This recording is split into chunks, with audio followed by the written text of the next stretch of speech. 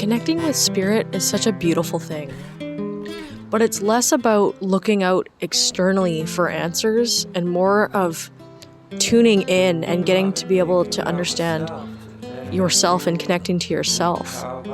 When you start to connect to yourself, you build that trust within you, and so you can truly see what messages are meant for you. And by looking within, you are connecting more with the world around you.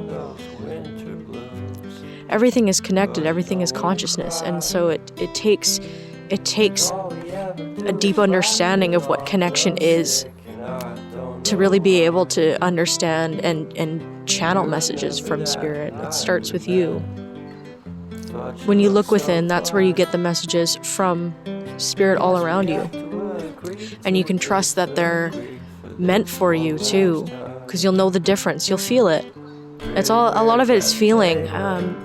And with channeling spirit, you're using psychic senses that you have, that we all have. Many of us just haven't tapped into. And it's really important to understand that by connecting with yourself, you're stimulating those senses. So we have clairvoyance, we have claircognizance, we have clairsentience.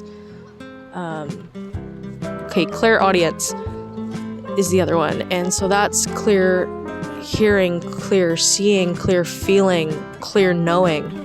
These are senses that we have that are the dominant ways that we'll get messages from spirit.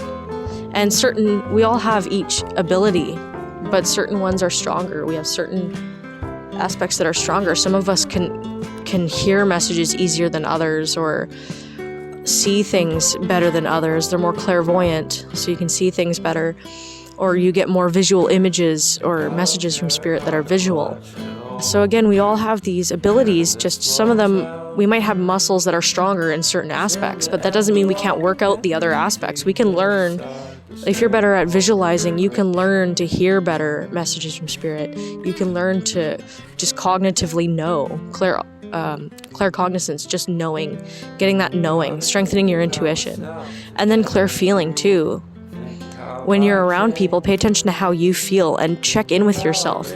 Is how you feeling, is however you're feeling right now, is that you or is that the other person or the people around you? It's important to understand the difference, and this tip will also really help with empaths as well. Because sometimes we're so used to tuning in to everyone's emotions around us, it's hard to understand the difference between the two. And once you understand that too, it's easier to set boundaries when you start channeling spirit and knowing what kind of information is meant for you and what's not, and not being able to not let negative energies into your field, having that strong boundary. You start doing that by building healthy boundaries with yourself, and then being able to make strong boundaries with unhealthy connections in your life. That's how you start doing it. And then you can really, when you build that trust, you can be able to communicate with spirit in a very healthy way, and to not get overwhelmed by things like fear and anxiousness, because these things can happen very easily when you're on this journey, or at least that happened for me and a lot of people that I know.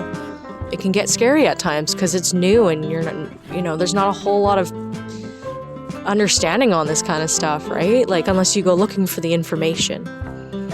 And it's just stuff to think about, like getting to know you and your boundaries, and being able to gain trust within yourself, because when you trust yourself, you trust the world around you and you trust the universe. It starts with you. Have an awesome day, guys.